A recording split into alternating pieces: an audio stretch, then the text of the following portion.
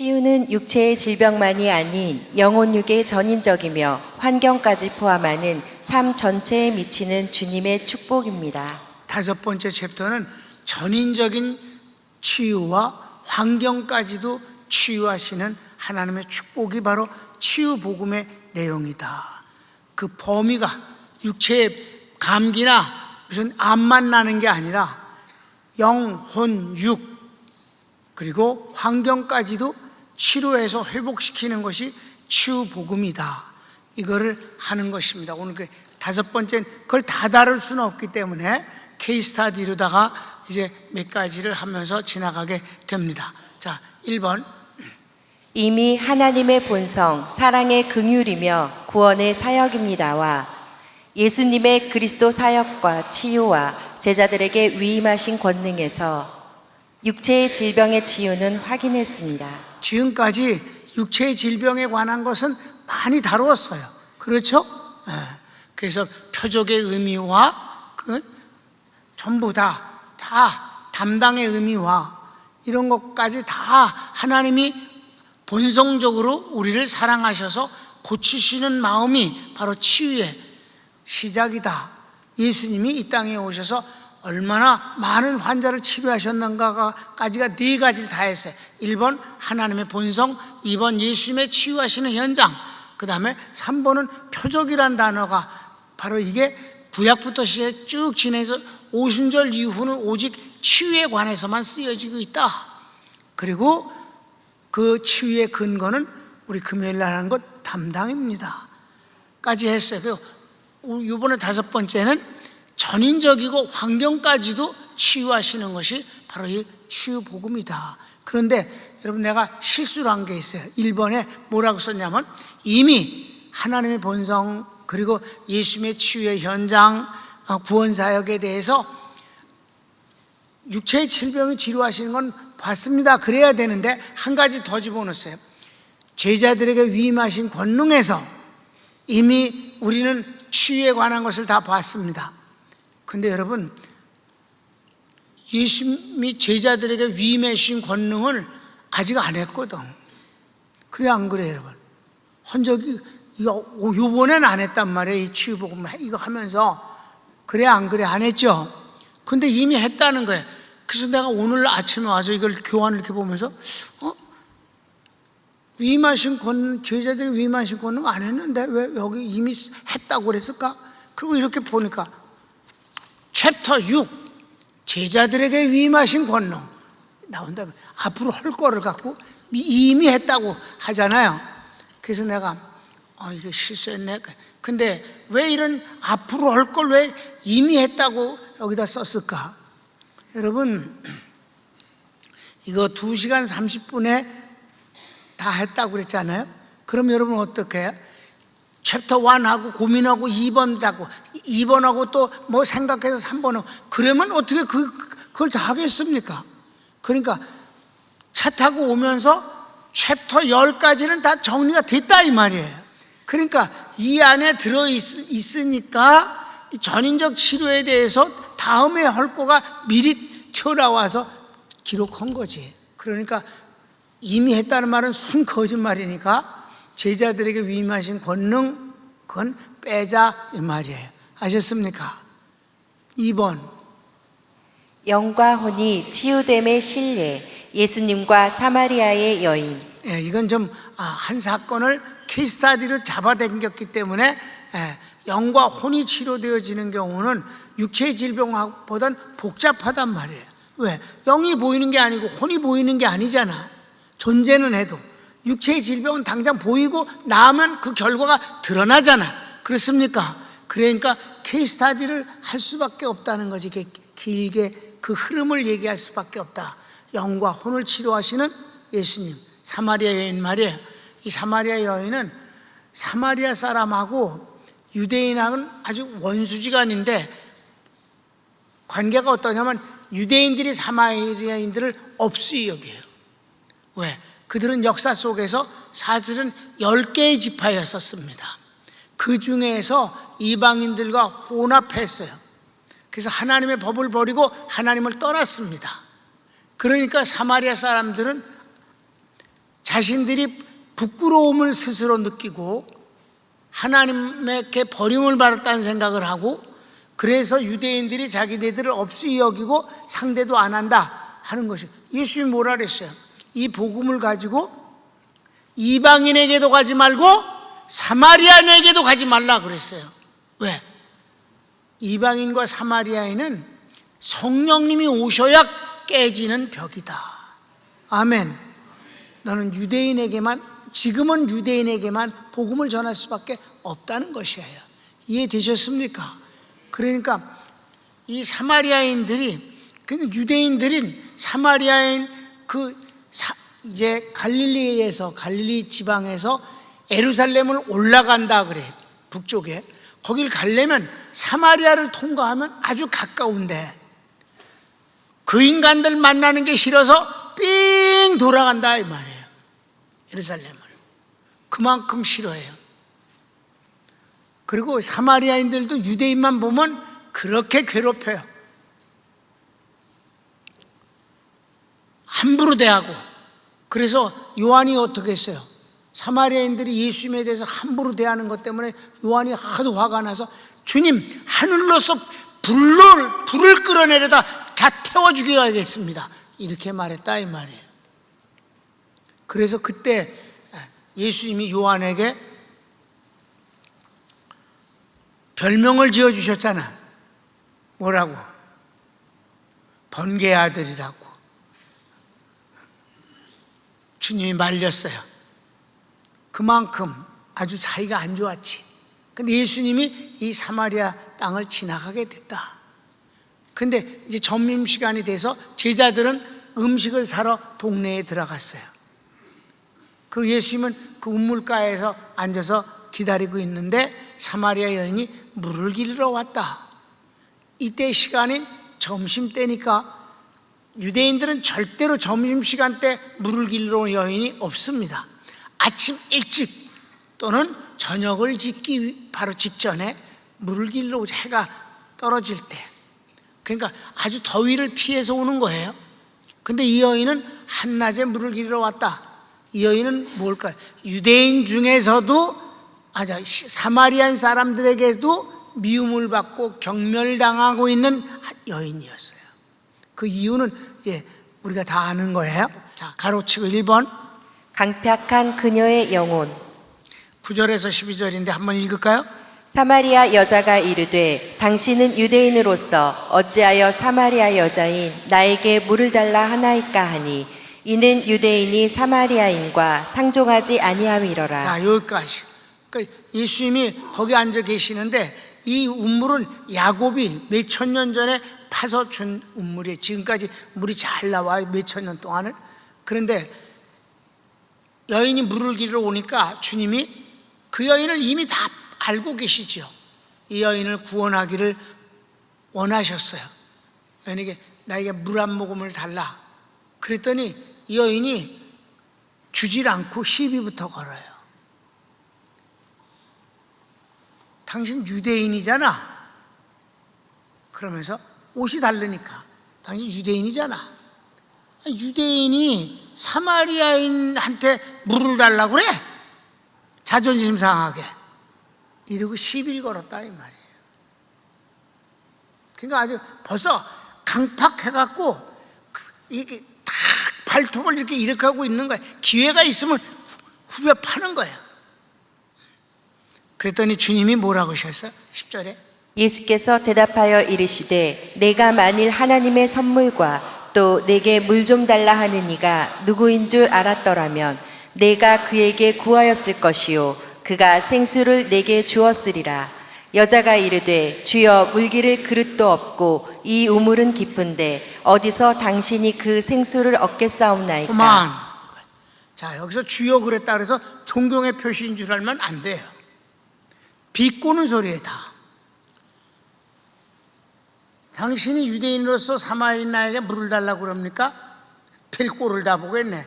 이렇게 되니까 예수님이 너에게 물을 달라고 하는 내가 누군 줄 알았더라면 너는 물을 주었을 것이고, 나는 너에게 한 번 먹으면 영원히 목마르지 않은 생수를 너에게 주었을 것이다.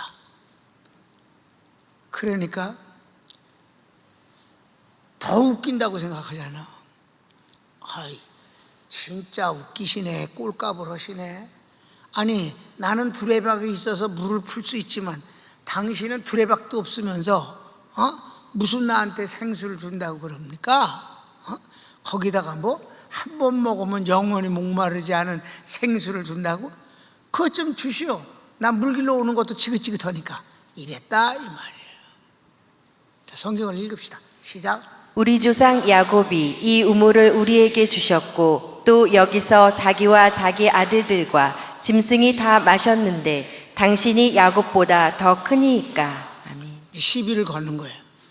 이 우물은 우리 조상 야곱이 파서 지금까지 우리에게 선물로 주었어. 근데 당신은 그래서 몇천 년을 우리가 이렇게 먹고 있는데 당신은 한 번 먹으면 다시는 물을 안 먹을 수 있는 그런 물을 줄 수 있다고? 당신이 야곱보다 더 위대해?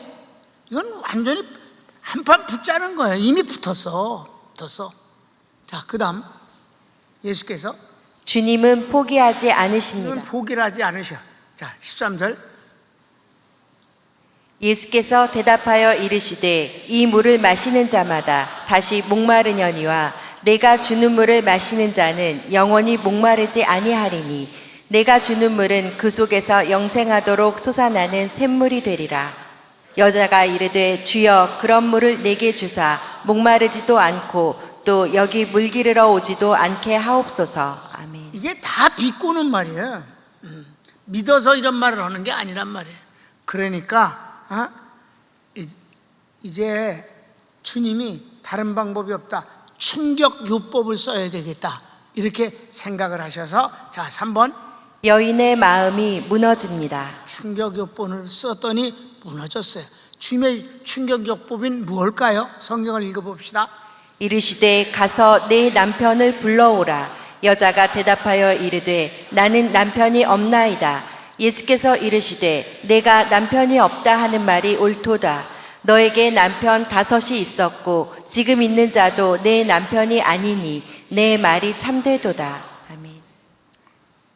이 여자가 무슨 재주로 시집을 5번 갔는지는 몰라. 아무튼 5번을 정식 결혼을 해서 남편이 5명이나 지나갔고 지금 6번째는 아직 신고를 안 했어. 주님이 그것까지 말씀하시는 거예요. 지금 있는 건 아직 남편이 아니다. 그러니까 생전 처음 본 남자가 자기에 대해서 이렇게 정확하게 딱 말씀을 하니까 그때 무너졌어요. 그래서 여러분, 내가 항상 뭐라고 그래, 새신자에게 빨리 주님을 만나라. 주님을 만나면 모든 건 만남 자체가 모든 것의 해결입니다. 그것이 어떤 방식이든지 간에 주님을 만나는 게 모든 것에 대한 해결이에요. 문제만을 해결하는 게 아니에요. 사실 가장 큰 문제는 본인입니다. 본인이 갖고 있는 지금 일어나고 있는 사건이 아니라 본인이 제일 큰 문제예요. 그러니까 주님을 만나면 문제의 근본인 자신이 바뀌는 것입니다. 하나님은 사람을 바꾸시는 것입니다. 사람은 안 변한다고도 다들 말합니다. 철학자들도 말하고 뭐 다 그래요. 사람이 그 본성이 잘 변하기 어려워요. 그런데 본성은 잘 안 변해도 생각이 바뀌어지게 하십니다. 마음이 바뀌어지면 생각이 달라서 따라서 바뀌어지게 돼 있고, 이게 바로 사람이 변하는 것입니다. 하나님은 그걸 하실 수 있어요. 그런데 사람은 안 바뀌고 거기에 지식만 더해서, 지식은 활용할 수가 있고 수단을 쓸 수가 있습니다. 그런데 그건 금방 한계가 드러나고 금방 그 본성이 드러났을 땐 사람들이 오히려 배신과 실망이 더해지게 되는 것입니다. 사람이 바뀌는 것이 중요한 것이에요. 그러니까 주님이 여기 만나서 그 사람을 바꾸어 놓습니다. 4번 읽읍시다. 그럼 여인은 하나님을 만나는 것을 간절히 원하고 있었습니다. 사실 이 여인이 가장 목마른 거는 육체의 물을, 샘물을 먹는 육체의 목마름이 아니라 하나님을 만나고자 하는 목마름이 정말 탔다 이 말이에요. 성경을 읽을까요? 여자가 이르되 주여 내가 보니 선지자로소이다. 우리 조상들은 이 산에서 예배하였는데 당신들의 말은 예배할 곳이 예루살렘에 있다 하더이다. 예수께서 이르시되 여자여 내 말을 믿으라. 이 산에서도 말고 예루살렘에서도 말고 너희가 아버지께 예배할 때가 이르리라. 너희는 알지 못하는 것을 예배하고 우리는 아는 것을 예배하노니 이는 구원이 유대인에게서 남이라. 아버지께 참되게 예배하는 자들은 영과 진리로 예배할 때가 오나니 곧 이때라. 아버지께서는 자기에게 이렇게 예배하는 자들을 찾으시느니라. 하나님은 영이시니 예배하는 자가 영과 진리로 예배할지니라. 아멘. 아주 길게 예배에 관한 말씀을 했어요. 여기서 예배라는 단어가 중요해요. 이 예배라는 이 단어가 바로 반가운 사람이 만나서 키스한다는 뜻입니다. 그러니까 여기서 중동인들의 그 인사하는 방법 아시죠? 끌어안고 얼굴을 맞대고 얼굴을 이렇게 어긋내면서 뺨을 비비고 하는 것, 이 인사를 말하는 거예요. 입술과 입술을 이렇게 맞대는 게 아니고 이렇게 뺨을 서로 맞대는 그 키스한다, 인사, 사랑의 인사다. 그러니까 무슨 말이냐? 예배는 하나님을 실감나게 만나는 행위다. 사랑을 실감나게 체험한다. 그분이 살아계시고 날 만나러 오신 것을 실감하게 만남이 이루어진다는 것이 예배라는 단어예요. 그래서 여러분, 내가 얼마나 자주 말을 합니까? 주일날 예수님 안 만나고도 얼마든지 주일 잘 지키고 돌아갈 수 있다.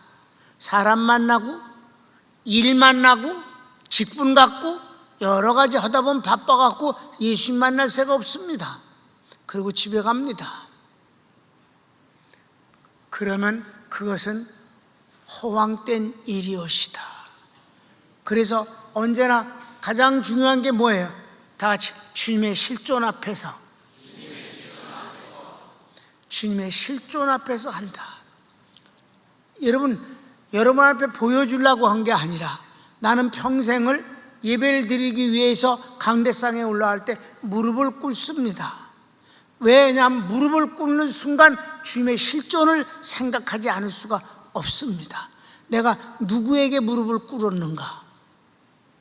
내가 나에게 무릎을 꿇는 게 아니니까. 교인들 앞에 무릎을 꿇는 게 아니니까. 자, 저 벽 쪽이지만 그쪽을 향해서 무릎을 꿇을 때 주님을 향해서 무릎을 꿇는 순간 하나님의 실존을 실감합니다. 그러면서 기도하게 마련입니다. 난 이거를 평생 죽을 때까지 어떤 문화가 어떻게 한국교회가 바뀌어도 나는 이 일은 절대로 변하지 않고 그렇게 할 것입니다. 하나님의 실존 앞에서 예배를 준비한다. 그래서 예배 이 여인이 유대인들은 예루살렘의 성전에서 하고 우리는 호렙산에다 성전 짓고 거기서 하는데 진짜 나는 한 번도 호렙산에 가서 빠짐없이 가서 제사를 지냈어도 하나님을 만난 적이 없습니다. 예루살렘 성전에 가면 정말 하나님 만날 수 있습니까? 그러니까 아니다. 예루살렘도 말고 저 거룩한 호렙산도 호렙산이란 말은 신의 산이 봉우리가 몇 개 있는데 그 중에 하나를 호렙산이라고 하는 거예요. 거기에 사마리아인들이 성전을 지었어요. 말라 성령과 진리로. 여긴 성경은 뭐라고 그랬어? 진정과 응? 신령은 뭐냐? 그건 무당들이나 쓰는 거 신령한 걸. 신령한 무당이라고 그러잖아. 신령은 성령이에요. 아멘. 진정은 말씀입니다. 진리입니다. 다 같이 성령과 진리로. 예배는 성령과 진리로 드리는 것입니다. 신령과 진정은 뭐야? 애매하잖아. 성령과 진리로서 하나님을 만날 수 있다.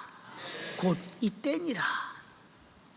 그러니까 이제 여인이 뭐라고 했습니까? 5번. 그리스도가 오시면 하나님을 만날 수 있음을 믿고 있었습니다. 이 여인은요, 형편없는 삶을 막 살았는데도 불구하고, 불행스럽게 살았는데도 불구하고, 여러분, 남편이 9명이면 행복할 것 같아? 이 세상에 가장 불행스러운 게 되는 거야, 여러분. 근데 이 여인은 아주 주님을 굉장히 만나기를 원하는 거예요. 그러니까 뭐까지 알고 있었냐면, 그리스도라는 분이 오시면 난 하나님 만날 수 있음을 믿습니다. 그렇게 말했다 이 말이에요. 그러니까 제일 큰 조건은 그리스도가 아직 안 오셨기 때문에 자기는 하나님을 못 만난다는 거 아니겠어요? 그렇죠? 예수님이 이 땅에 오셔서 한 번도 당신이 그리스도라고 말씀하신 적이 없습니다. 여기 본문, 내 여기를 왜 택했는가? 주님이 유일하게 하나님의 그 스스로의 정체성을 드러내는 불법을 저질렀어요. 이 여인을 위해서.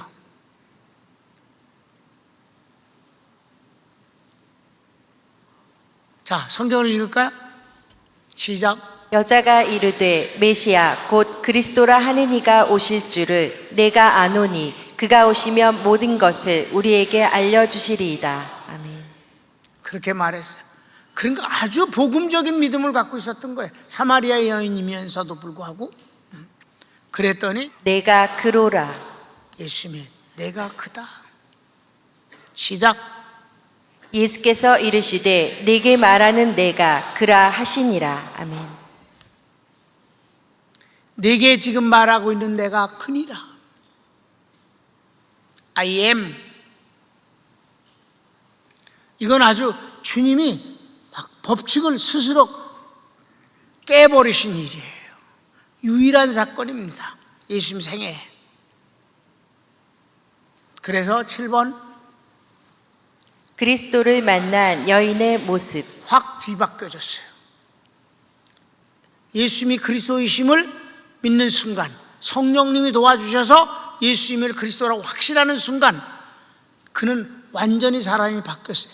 이 부분에서 여러분 담임 목사가 나는 목회를 하면 우리 평강교회 찾아오는 성도들이 반드시 살아계신 하나님을 만나는 교회가 되게 하겠습니다. 이게 바로 우리 교회의 제목이 되어진 배경임을 믿으시기 바랍니다. 자, 성경을 읽읍시다. 이때에 제자들이 돌아와서 예수께서 여자와 말씀하시는 것을 이상히 여겼으나 무엇을 구하시나이까 어찌하여 그와 말씀하시나이까 묻는 자가 없더라. 여자가 물동이를 버려두고 동네로 들어가서 사람들에게 이르되 내가 행한 모든 일을 내게 말한 사람을 와서 보라. 이는 그리스도가 아니냐 하니 그들이 동네에서 나와 예수께로 오더라. 아멘. 그래서 많은 사람들이 사마리아 동네가 예수님을 영접하고 예수님을 극진히 대접하고 예수님이 그 동네에서 함께 머무르는 곳은 유일한 바로 이 여인을 인한 그때 일이었습니다. 사람이 바뀌었습니다. 아멘. 자, 영과 혼의 치료의 케이스스타디가 은혜가 됐습니까? 사람을 바꾸게 하신다. 바뀌는 게 중요한 거예요. 지식을 더하는 거 좋은 거예요. 근데 중요한 건 사람이 바뀌는 것입니다. 큰 3번. 환경 치료. 가르치기 1번. 출애굽 때 애굽인에게 내린 재앙이 유대인에게는 상관없었습니다. 여기서는 성경을 알겠어요. 시간이 많이 가서 그냥 제목만 있으면 동그라미 1번. 생축, 2번. 우박, 3번. 어둠, 4번. 장자의 죽음. 뭐 그 외에도 10가지가 다니까. 재앙이 애굽인에게 내리는데 바로 함께 하고 있는 유대인에게는 안 내렸다. 아멘. 여러분, 사람들이 이걸 잘못 생각해서 유대인들은 따로 살고 애굽인은 저쪽에 따로 살아서 지역적인 면에서 내렸다는 줄로 생각을 해. 아니에요. 유대인들은 종들이었기 때문에 섞여 살았습니다. 아셨습니까? 왜? 애굽인의 집에서 종 노릇하는 게 누구예요? 유대인들이에요. 근데 유대인에겐 그게 안 내렸다는 뜻이옵시다. 그리고 유대인의 마을, 유대인이 집단적으로 사는 곳은 어둠에 관해서는 구별이 됐다 이 말이에요. 그러나 그 외에 질병이라든가 그런 것들은 전부 함께 있어도 유대인에겐 상관없이 지나갔다. 장자가 죽는 거 유대인 집엔 지나갔다. 아멘. 여러분이 사회생활 여전히 했어요. 평강교회에서 텐트 치고 여기다 밀봉시키고 여기서만 2년을 우리가 살지 않았어요. 여러분 자유롭게 가정에서, 직장에서, 사회생활, 학교에서 다 했습니다. 하나님이 그 가운데서 유월시킨 게 진짜 유월이다 이 말입니다. 그게 바로 출애굽 사건 때 유월과 같은 유월의 축복입니다. 출애굽기 15장 26절 이것만 읽고 교회 시대구나. 시작. 애굽 사람에게 내린 모든 질병 중 하나도 너희에게 내리지 아니하리니 나는 너희를 치료하는 여호와임이라. 아멘. 자, 그러면 이제 큰 2번 교회 가르치고 2번 시작. 교회 시대. 앞부분은 출애굽 때를 본 거고 교회 시대 한번 보면 동그라미 1번. 가난을 담당하여 부욕해 하시는 주님. 이건 뭐 우리가 잘 아는 거예요. 그야 가난하시면 그의 가난함을 인하여 우리를 부욕해 하셔야 하십니다. 동그라미 2번.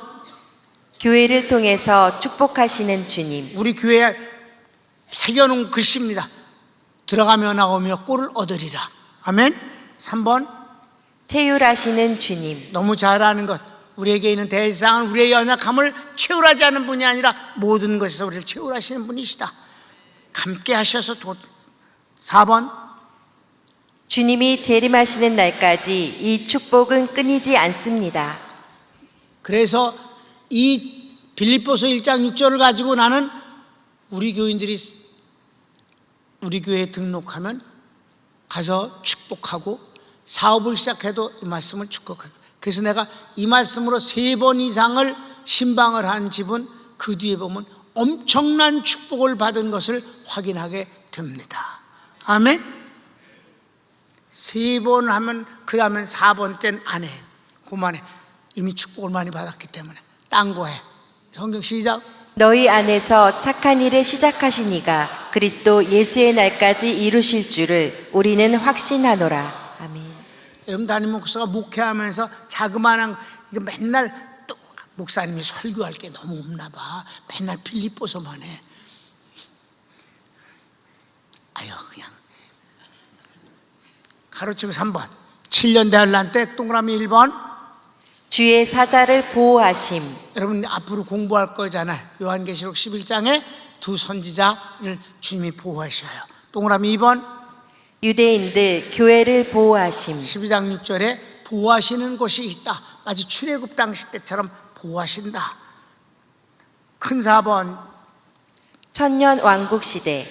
이때야 뭐 두말할 것도 없이 천년왕국 시대. 요건 읽고 지나갑시다. 시작. 주께서 이 나라를 창성하게 하시며 그 즐거움을 더하게 하셨으므로 추수하는 즐거움과 탈취물을 나눌 때의 즐거움같이 그들이 주 앞에서 즐거워하오니 이는 그들이 무겁게 맨 멍에와 그들의 어깨의 채찍과 그 압제자의 막대기를 주께서 꺾으시되 미디안의 날과 같이 하셨음이니이다. 아멘. 천년왕국은 지상낙원이니까 우리가 앞으로 이제 요한계시록 공부하면서 재림론 공부할 때 이미 했다. 요한계시록에는 안 나오니까 그 천년왕국 때 10가지의 축복을 내가 이사야서를 통해서 여러분에게 말씀드린 기억이 있습니다. 그 중에 하나예요. 그 다음에 천국은 뭐 두말할 것도 없죠 뭐. 그치? 천국은 어떤 곳이냐? 성경 읽읍시다. 또 내가 봄에 거룩한 성 새 예루살렘이 하나님께로부터 하늘에서 내려오니 그 준비한 것이 신부가 남편을 위하여 단장한 것 같더라. 여인이 가장 아름다운 날이 바로 결혼하는 날이에요. 천국은 그렇게 아름답게 주님이 꾸며주셨다 이 말이에요. 만들어주셨다. 그래서 마무리 짓습니다. 요한일서 사랑하는 자여, 내 영혼이 잘됨 같이 내가 범사에 잘되고 강건하기를 내가 간구하노라. 내가 정말 내 영혼이 잘된 같이 범사도 잘되기를 난 정말 간절히 구한다. 아멘. 누가 이런 기도를 했을까? 사도 요한. 하나님의 지극히 사랑받는 제자, 비밀을 공유한 제자, 그가 하는 말, 그 하는 소리가 사랑하는 자여, 내 영혼이 잘됨 같이 범사도 잘되기를 나는 간구한다. 여러분, 담임 목사도 여러분을 위해서 간구합니다. 여러분 축복받는 것이 나의 축복입니다. 손을 모읍시다. 주여 한번 부르고, 주님께서 우리를 이 치유하시는 것이 질병만, 육체 질병만이 아니라 영과 혼과 육과 환경까지 전인적이고 전체적인 바로 바꾸어 주시는 것이다. 사건을 바꾸기도 하시지만 가장 큰 것은 사람을 바꾸신다. 주여 한번 부르기도 합시다. 주여